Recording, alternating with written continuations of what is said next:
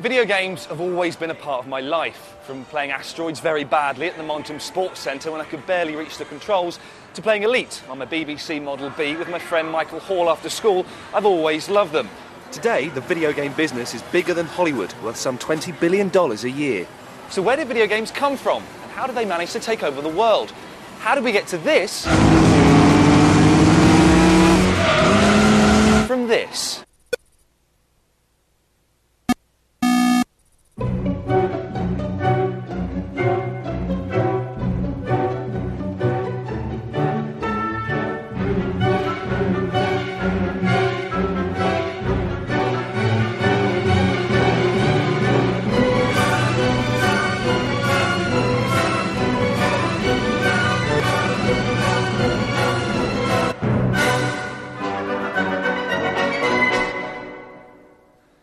Computers have been around for a good 20 years before anyone discovered what they'd really been put on the earth to do. Play games. These prehistoric blips represent mankind's first attempts at creating computer games. Bouncing balls appear to have been popular with the programmers. The world's first fully evolved game wouldn't appear until 1961. America elected its youngest ever president, John F. Kennedy, amid the swirling skirts of rock and roll, the hula hoop and the chill of the Cold War. Computers were the size of small houses, but cost a lot more. These massive mainframes went for hundreds of thousands of dollars, even then, millions today. Used by lab-coated university scientists and military boffins as expensive calculators, they were only meant to do big sums for serious people. However, in the autumn of 1961, when the Digital Equipment Corporation delivered this machine, its dinky PDP-1, they had high hopes that the eggheads at the Massachusetts Institute of Technology would come up with something revolutionary for it to do. One young man, Steve Russell, a 24-year-old engineer, did. However, it wasn't quite what they'd imagined. He invented this, Spacewar. In the early 60s, America was obsessed with space exploration. Computers were playing a vital role in the race to beat Russia to the moon, so it's hardly surprising that the world's very first computer game put university nerds at the thrusters of their very own spaceship. People didn't appreciate what maneuvering a spaceship in space is like, and so I wanted to make it realistic. Spacewar was a two-player game. The aim was to destroy your opponent before he, and of course it always was a he, destroyed you. An idea which has been used once or twice since then. Having spent most of my life playing video games, I was about to play the man who's to blame for me not being a successful neurosurgeon. OK, Steve, here we are by a PDP-1, which Spacewar was written on. We can't get it to work, but 38 years later, we've got an emulator off the internet of your game, so it would look something like that, basically. Yeah. Do you want to have a quick game of this? Sure. I'll show you how to play computer games properly. Oh. Let's just see. OK. OK. OK, here we go. Oh, you got a lucky one. Oh, well, but you got me anyway. When was the last time you played this? Do you remember? About 10 years ago, I guess. Oh, really? Something like that. I've never played it. I'm beating you 3-0. When you played it on the PDP-1 originally, what were the controls like? Did you have joysticks or keyboard? Or These switches. So imagine that these four switches are the same as the four keys you were using. Rotate counterclockwise, rotate clockwise, fire the rocket, fire your torpedo. And if you're in really desperate straits, go into hyperspace by doing rotate left and rotate right together. A bit risky doing the hyperspace. Now, you'll notice that your elbows are resting on a very hard surface or possibly on an angle. Yeah, exactly. It's quite uncomfortable. Yes. Well, very quickly, we got a solution to that. It turns out the PDP-1 could have special purpose hardware wired into it. Oh, really? And so one of the first things that happened was everybody made buttons. So they were like the first sort of joypads that you get now? Yeah. They were just 4 buttons. Oh, right. You would prepare the programs on paper tape like this. Right. Where would this be kept in the machine? Is there a sort of section where it was hidden away? Or? Well, frequently there was a thing taped onto the console or a loose container. There might be something in here. Wow, look at that. Yeah, this is the sort of container. And this is Spacewar That's your from the Digital Equipment Users Group. So this is what you actually wrote?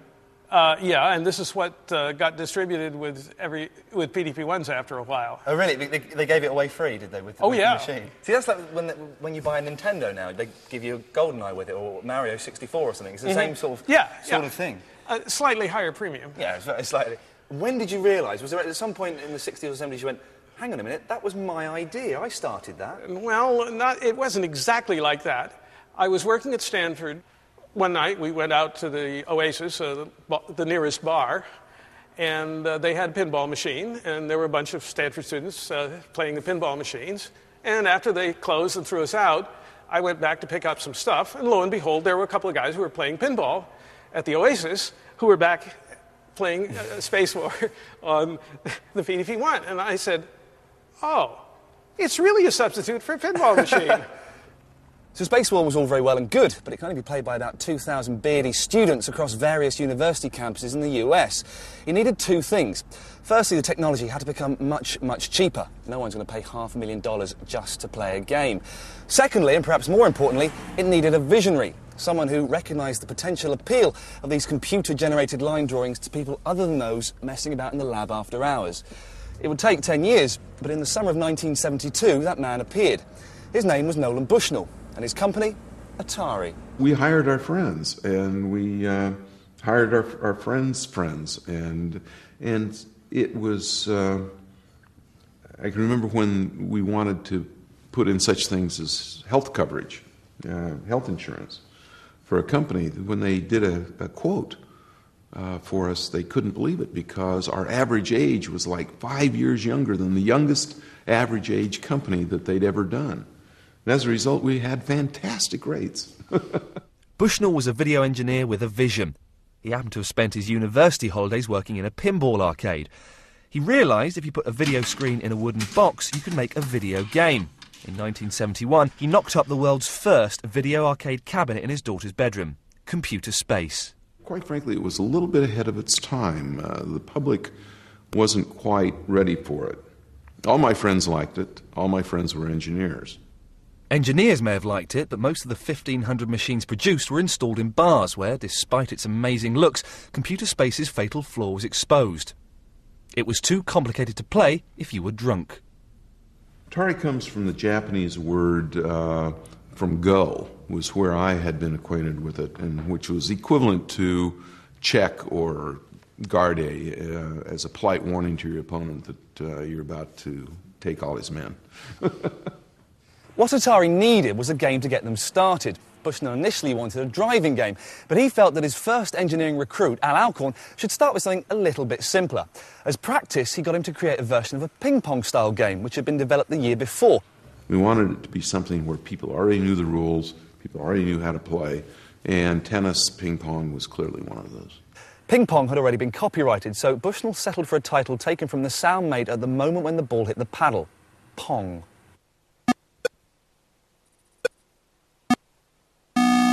Nolan had no financial backing, so he used every trick in the book to get Al to make Pong as cheap as possible.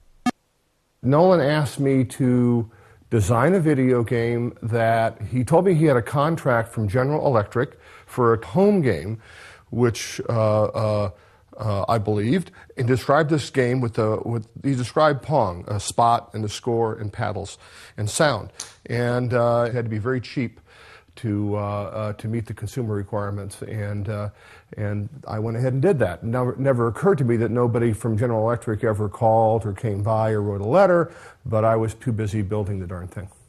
Fantastic. I recognise this cheeky fella. Yeah. How old is this? Let's see. This is, math question. This is 28 years old. Wow, it looks incredible. Thank you. Does this one still work? I think it does. I hope so. Can we have a go on it? Sure. Let's plug it in and see what happens. I'm going to play Pong with the man who built it. All right. This is fantastic. I used to play this with my friends Atari at home. I obviously wasn't that good at it.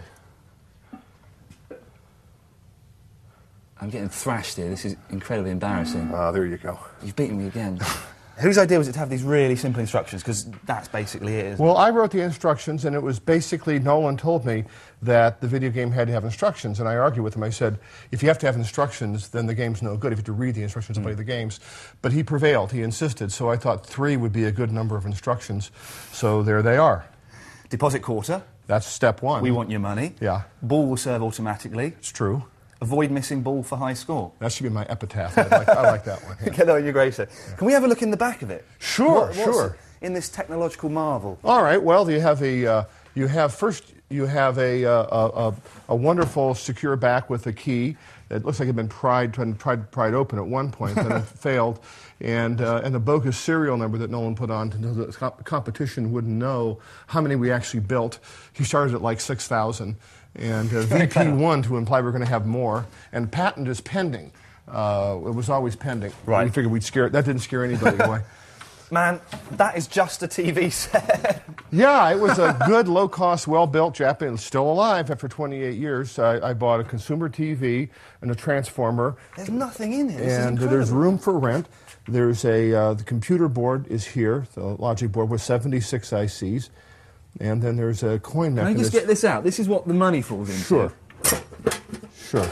It's a high-tech bread pan. It's your basic baking tray. Yeah, I mean, it was cheap and available, and yeah.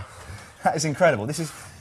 So low security, but the nice... And I found out later that you're supposed to be able to get the money out from the front, because that would... you have to move the machine out. Right. And I didn't know that, but for me, it was fun when I was collecting the machines.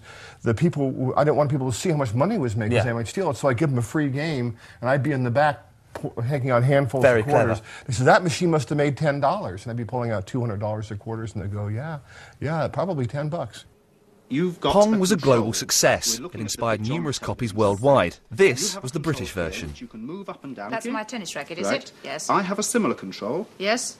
And if you're careful, you can position that's wherever you want. You're off. Go on. No, I'm not. I missed. Have 15, another. love. Have another one. You're keeping score, are you? 30, love. Oh, Would you like to serve to me? No, I'm absolutely duff at it, I think. Now here is where the original Atari started.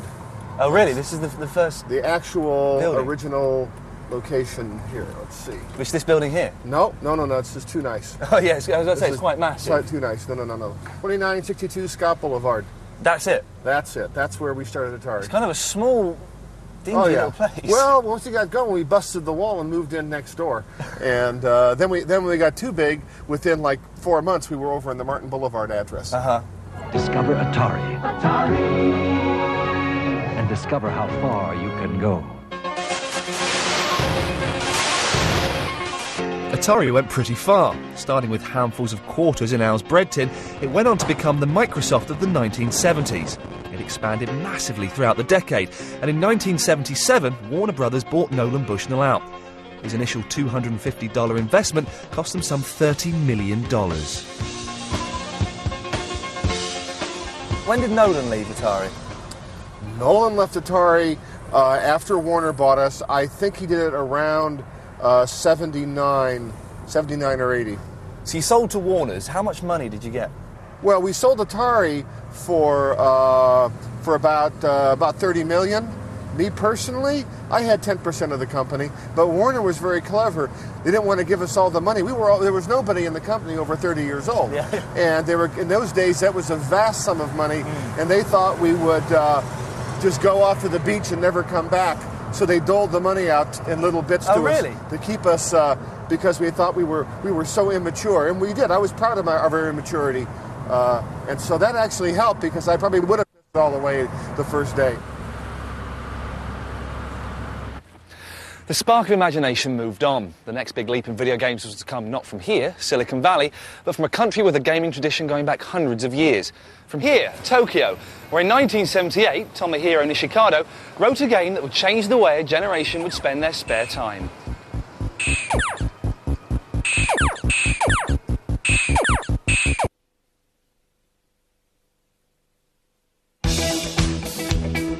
In the mid-1970s, arcade goers in Japan were far too busy playing pachinko to be bothered with American video games like Pong. A game that seemed to have addicted an entire nation, Pachinko involved some ball bearings dropping and you turning a thing, or something like that.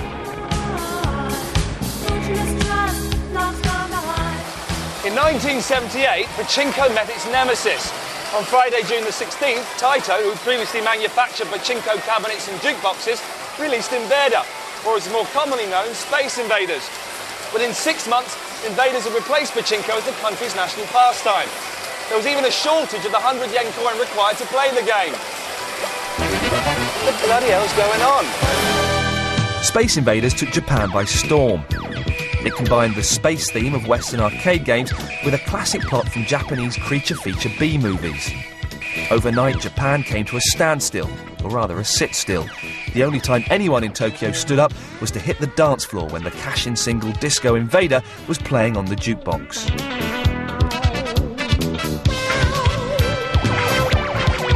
Space Invaders was a great balanced game between risk and reward. I mean, in order to shoot the aliens, you had to move out from behind the bunkers because they were dropping stuff on you, and so it was this constant hit or be hit. I initially got the idea from an American game called Breakout. But whereas in Breakout, it was just the player destroying blocks, I wanted to develop a game where the blocks fought back.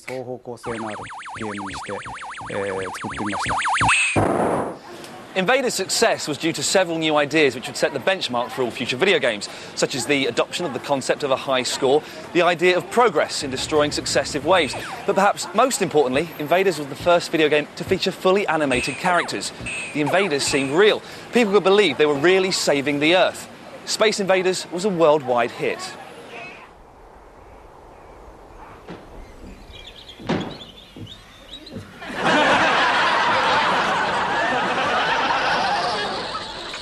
Invaders almost became a victim of its own success, politicians declaring it a menace to Japanese society. Children started staying out all night playing Space Invaders. There was even a case where a girl left home because her parents wanted to stop her playing Invaders. 6 months after its release, the police ordered arcade owners to restrict their opening hours and declared a curfew after midnight. Having last played Space Invaders 20 years ago in Slough, I didn't fancy my chances against the man who designed it, especially in a tough away game in Tokyo. Is this your original book that you used when you were designing Space Invaders? The character image. Are these the original drawings of the aliens? Where did you get the idea for these from? これはイギリスの作家のウェルズさんの考えた火星人。 Some of these look more like, I mean, that looks like a crab, looks like a jellyfish, more like animals you see on this planet as opposed to aliens. Was that the original case? もともとはこのキャラクこの、火星人はタコと日本では言われたんです。それがこれのイメージですね。それに、付け加えて、まあ海の中のもの、これはイカですね。でこれは It would be a great honour if I could have a two-player game with you at Space Invaders. Would you mind? 200 for 2 players. ここで名古屋地って知ってますよ。 No, I don't. 失敗した。 It's that music. Dum dum dum dum dum dum. Ah, rubbish. Yeah, take your jacket off, of course.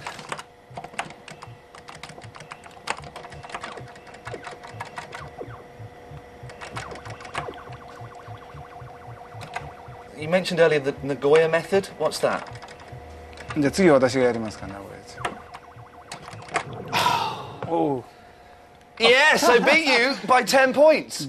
I actually beat the man who wrote Space Invaders by 10 points. Easy, easy, wicked skills. まあ同じぐらいのレベルです。まずね、端は残すんですね。All right. So the Nagoya method, you keep the side ones, you leave them there, and shoot the ones in between. で一番下来るまで待ってんですね。You're going to be in trouble here. でこの下行くと当たらない。 Ah, so when they get to the very, very bottom, they can't fire at you. I like it. I like your style. でもこれはね、一番最後が難しいです。一番最後。 Ah, これが you've got to be quick though. Thank you very much for letting me play this with you. It's been a great honour. It's been a pleasure to meet you. Thank you very, very much indeed. Thank you very much. でもう一回やりますか。 When Space Invaders took on Uncle Sam, video game popularity soared. It also fired Atari's interest in creating second-generation games, one result of which was the release of a game that was, within a year, to replace Invaders as the most popular cabinet in the arcade. Asteroids.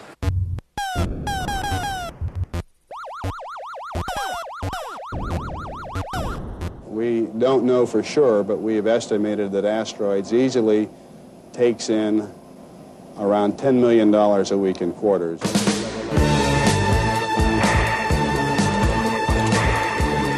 Asteroids was incredibly tricky to play, had more buttons than any previous game. 5. Only the hard kids could cope with rotate left, rotate right, thrust, fire and hyperspace. It was their names, not mine, that dominated the Hall of Fame at the Montum Sports Centre. Asteroids came about because Lyle Raines called me into his office and he said he had an idea for a game where there was a previous game, I believe it was called Cosmos, where there was a big indestructible planet and people were always shooting that. And he said, well, why don't you let him shoot, something and blow it up? And I believe at the time I told him, well, I'd like to blow it into smaller and smaller pieces. Asteroids was a very important game aesthetically for a start because it used wireframe vector graphics. And so it looked very Spartan and very sharp and pure. You have to put it on field test. When you put it on field test, you take it out to a location, see how much money it makes. I remember on first field test, watching some guy come up, put his quarter in, and die in like 15 seconds, 20 seconds. It's just, and then he pulled another quarter out. And to me, that was a very good sign, because usually anybody who dies in 15, 20 seconds, it's like, oh man, this game's too hard, I'm out of here. But this massive game had one massive cheat. It soon became apparent to anyone with an IQ in double figures that if you position your ship at the side of the screen and destroyed all but one of the large, slow-moving asteroids, you could easily pick off the tiny flying saucers for 1,000 points each. This technique became so popular it even acquired its own name, lurking. And with an extra life available at every 10,000 points, marathon games ensued. At this machine in Fresno, 18-year-old Greg Davies scored 15 million points, played 31 hours on one quarter. You stood here for 31 hours? No, I sat down. I remember at the time I tried lurking. I remember trying it at one point in development and decided, it was too difficult. I'd spent a lot of time at the Montum Sports Centre lurking, not on Asteroids, but round the girls' changing rooms. Maybe Ed could teach me to do it properly. Quarter in, is it? Nope, not necessary. Oh, have we got 3 games? Oh, yes. Oh, that's fantastic. Every gamer's dream. Should we have a 2-player game? Sure. Lovely. I'll be player 1. I'm not very good. Here we go. This is how you play Asteroids. I've got to admit, when I was a kid, I found this game much too hard to play. It lasted out 20 seconds. Like I did there. That's embarrassing. Fair play, you are the bloke that wrote it, though, so you should be beating me. That doesn't guarantee anything. But do you think that the fact you can actually put in your initials made it more addictive? Because you felt like you were interacting with it more? Yes. Oops. Got the last rock. Were there any names that you couldn't type in? Like, for example, if your name was Frederick Uriah Kennedy, could you put in those initials or...? Actually, we started putting sensors in shortly thereafter. Right. Does your wife mind you having this? This is actually her game. Oh, really? She bought this long before she met me. Is that why she fell in love with you? Because you wrote Asteroids? No. I'd like to think it was because I was a good guy. Right. Alongside Asteroids, 1980 saw the introduction of further groundbreaking arcade games. Williams released Defender, written by Eugene Jarvis, which devoured $1.5 billion in quarters during its lifetime. Atari launched Missile Command by Dave Thierer and Battlezone by Ed Rotberg. It really was the high watermark for arcade games in the US. Never again would these American machines be produced in such high numbers. The early 80s also marked the peak in popularity of the American home console. Magnavox's Odyssey had been the world's first in 1972, but it was Atari's Video Computer System, or VCS, that came to sit in every American teenage boy's bedroom, alongside a baseball mitt and a well-thumbed copy of Hustler. In 1980, the sale of these consoles alone made Atari around $250 million. The Japanese, meanwhile, looked elsewhere for inspiration. And in early 1980, Toru Iwatani, a young Namco programmer, found his big idea inside a pizza box. The story goes that Toro had been working on Pac-Man for Namco for a while. It was a maze chase game based on a Japanese nursery rhyme about a small creature that gobbles up all evil things. His main problem was he didn't know what the character should look like, so he thought about it for a few days, and then he went home and ate a pizza. After eating the first slice, he looked down, and staring back up at him was a side-on round head with an open mouth, the perfect shape for his Pac-Man.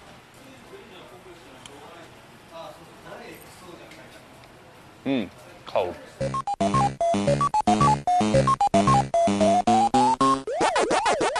This was the first time that what you controlled in a video game wasn't simply a spaceship or a blob or a tennis bat. And so it was the beginning of video game character design being able to draw you in to identification with the game. When it came to releasing the game in the US, Midway Manufacturing, the US distributor, were more than happy to introduce it to the States, but they were slightly concerned about the title Pac-Man. The name was thus changed into the less easy to alter into a rude word title, Pac-Man. It only had one joystick, and there are a lot of people that are so non-ambidextrous. They can't really do things that require two hands. It's non-violent, and it may have been at the right time at the right place. In the US, the game initially received a lukewarm reception, being written off as too cute. On general release, however, it soon attracted an entirely new species to the arcade, a kind which had never been seen before by its usual occupants, girls. Women are insane about this game. Men like the sports games, the action games, and the space games. Women like the Predator games.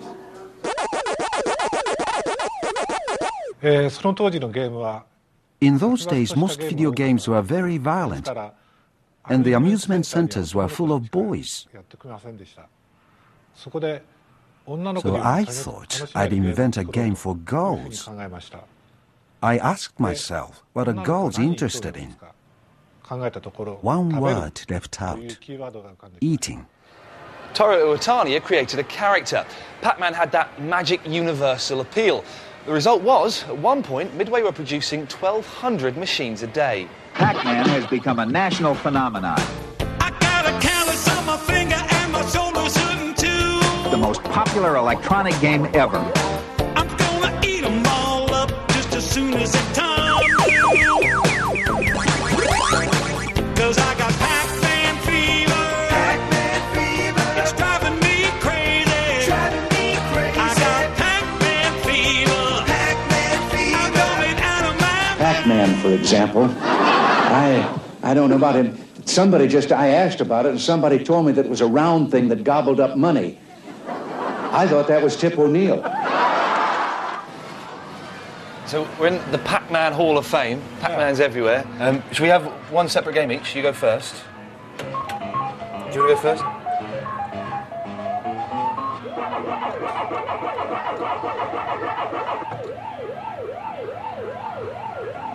Ah! Fair play, you got 630 points. That's rubbish. That was rubbish. I'm sure I could beat that easily. Here we go. You expect there to be a button there, sorry, because it's only one controller. You're expecting. Yeah,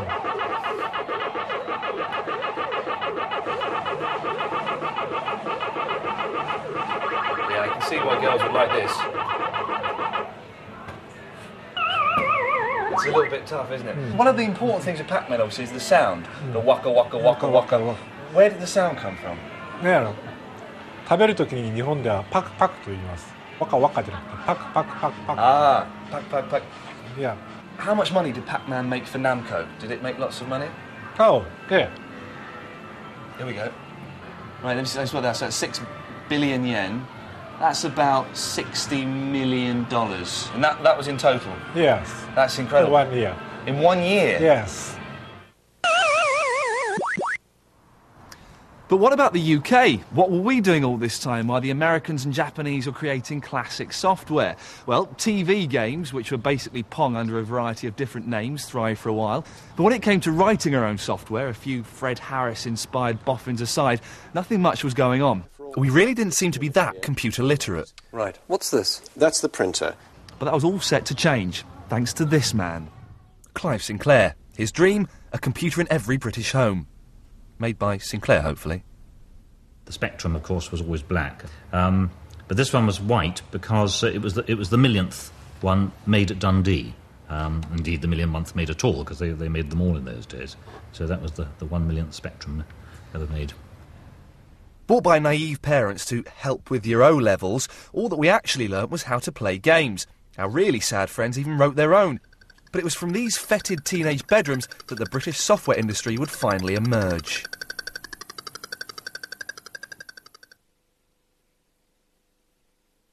The early 1980s saw a home computing boom in the UK.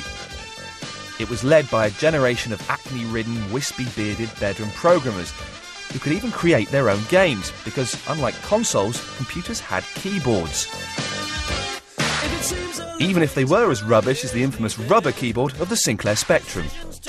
The Spectrum was massive because it was the first time there was a really relatively powerful consumer computer that you could buy games for. You could buy magazines and type games in from the magazines. They never worked, but it was fun for a while. And it encouraged a lot of people to start programming games. And you didn't need a large budget. You could do it in your bedroom all yourself over a couple of months. And some people made a lot of money out of it.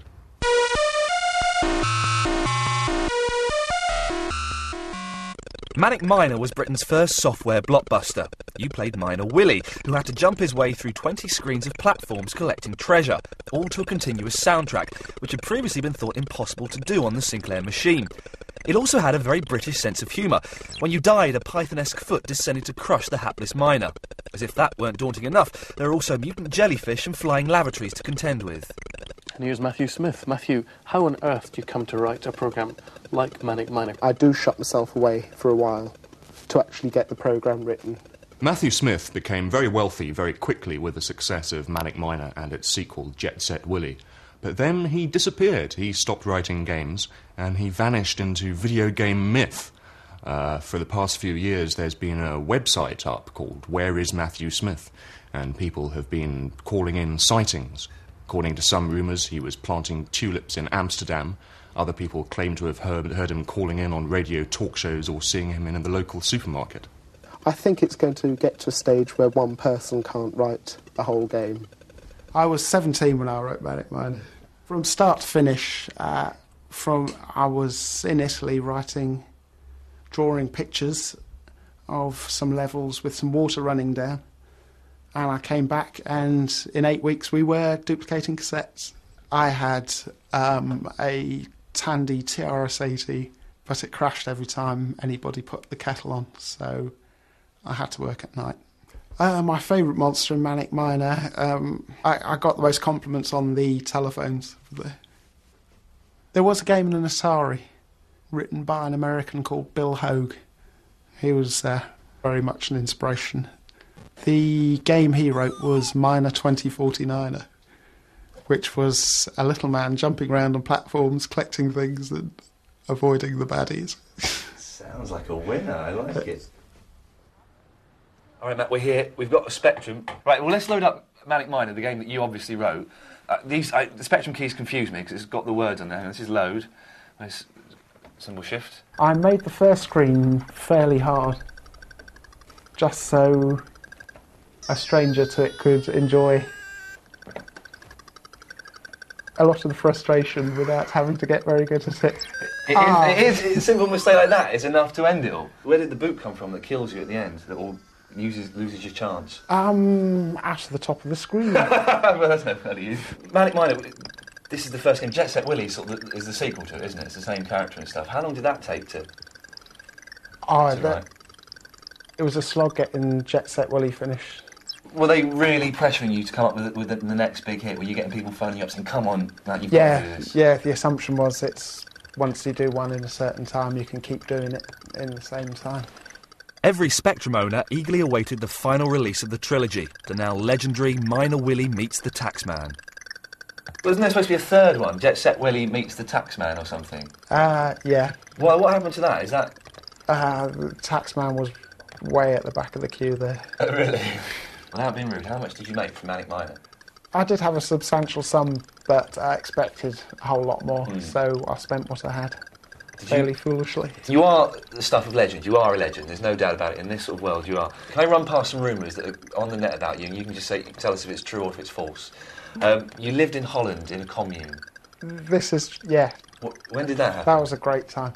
I went there in 95. OK, you worked as a fish seller.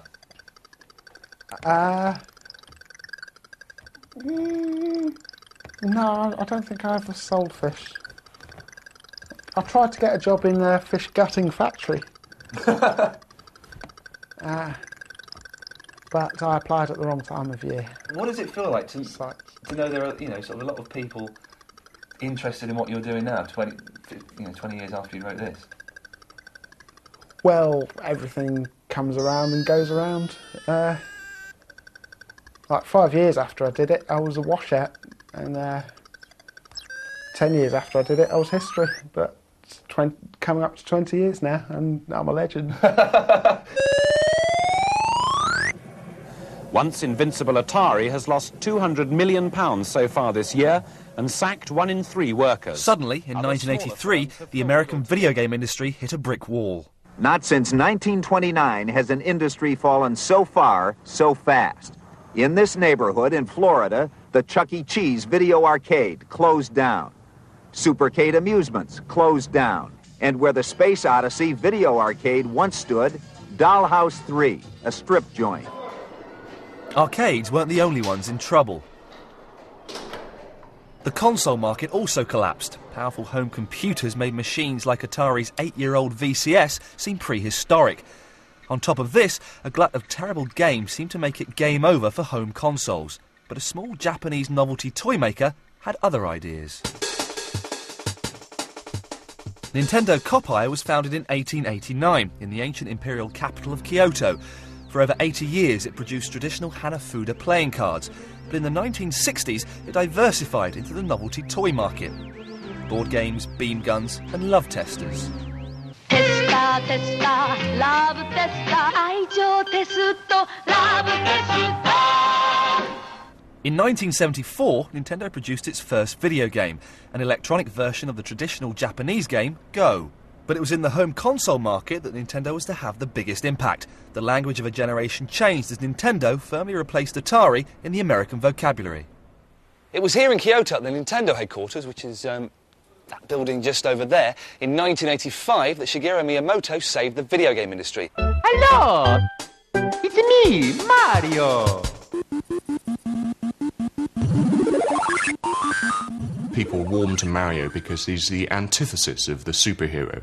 He's not big and strong and muscular and blonde hair and blue-eyed. He's a short, dumpy Italian fella with a moustache and a big nose. Mario is the video game superstar. A survey in the United States in 1989 found that more American children recognise Mario than Mickey Mouse. Mario is far better known than his creator, Shigeru Miyamoto. That is, except in the world of video games, where this former cartoonist is probably even more popular than Jesus. Miyamoto may be the John Lennon of video games because he brought soul to games. Everyone looks at the next Miyamoto game to find out, what new things the man has invented. I first joined Nintendo because I heard they design equipment for children's playgrounds, and that's what I was interested in doing. He started off at Nintendo doing graphics, doing packaging, things like that. But he also was an obsessed game player. In 1981, Radar Scope, Nintendo's latest US release, failed. Nintendo was left with a lot of unsold cabinets on its hands. In desperation, they turned to Miyamoto to create a new game that would work in them. The result was Donkey Kong. I wanted to create a comedy gorilla character, not a frightening one. And so I called the game Donkey Kong, because I heard that in English, donkey means foolish. I checked with the people who were in charge of English at Nintendo. They said that it was fine. But when the game was launched in the United States, everyone over there thought it was a very weird name. It was the Gorilla's owner who stole the show. Originally called Jumpman, he was renamed after the landlord of Nintendo's American warehouse, Mario Segale. Mario's famous features were forced on his creator by the limited graphics of the time. Mario wears a hat because I couldn't make his hair move realistically. He's got a moustache to hide his mouth because I couldn't draw the mouth properly. Mario's red overalls and blue shirt help you see the movement of his arms. It wouldn't be as clear if his top was all one color like my jacket. He's taking a picture.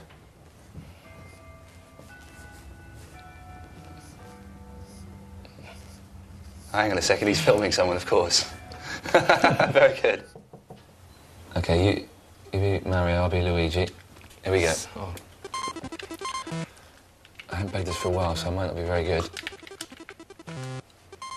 Get out of it! Ah! You fell for that, old chestnut. When was the last time you played this? Do you play this very often? どうでしょう、もうすぐとかれこれ10年ぐらいは遊んでないですよ。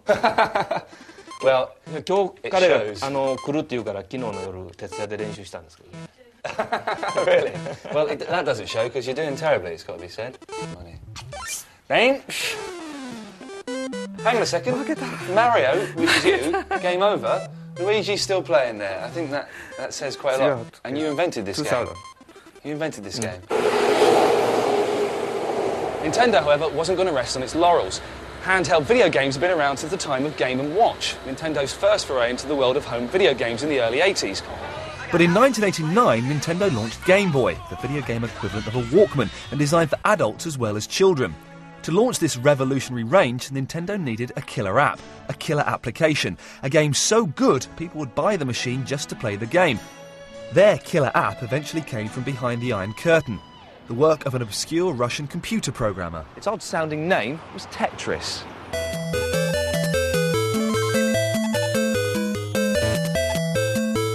I started working in computers as a specialist in artificial intelligence. But the game was always kind of the place where my heart was. I love all kind of puzzles, maybe not the game, but the puzzles, and that was I'm very interested in. Tetris is a game of brilliant, elegant simplicity, yet no one had thought of it before because they'd been too busy incinerating aliens. Tetris, by contrast, was a truly Soviet game. Stark, functional, and an ultimately doomed attempt to make order out of chaos, but without the trip to Siberia if you lose. I think Tetris has this idea of cleaning things up, pushed to a high art.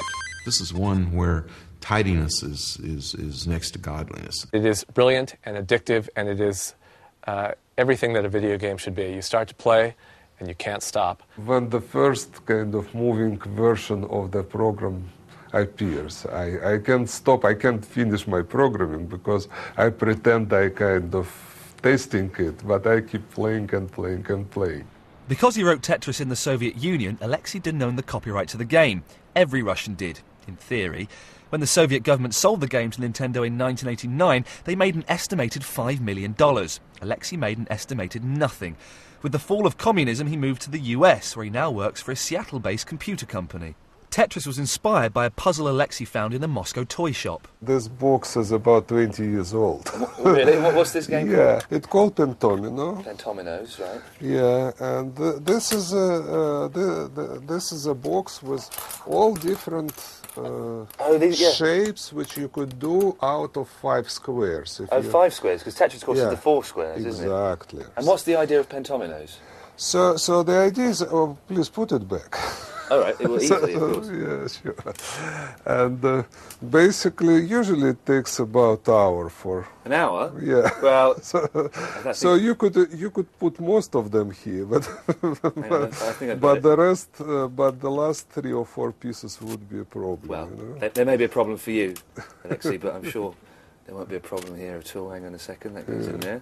This is a little bit trickier than I thought, but I think I can do it. I thought that if you finish the line, if you complete the line, it is no reason to keep it on the screen anymore. So I start to take it away, and Fantastic. that's how Tetris came out. So it's infinite. So that means it can keep on going forever and ever. Yeah. In England, I don't know if you know, there was a version of Tetris called Sextris. Have you heard that?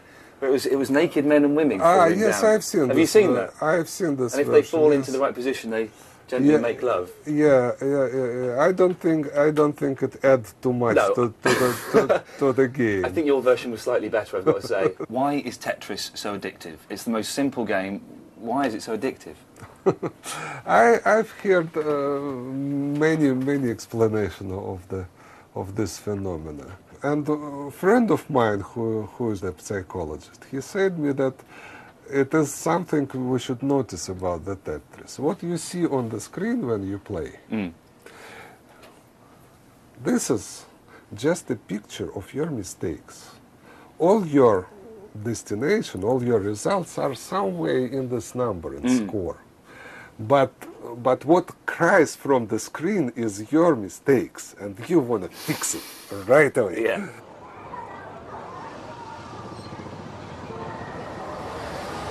The 1990s saw great technological leaps in gaming.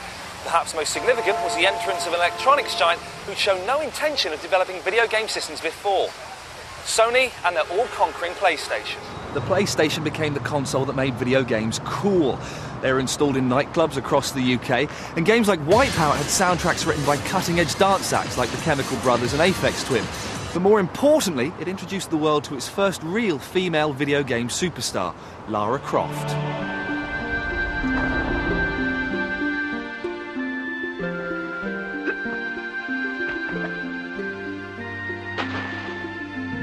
I started Tomb Raider when I was 23.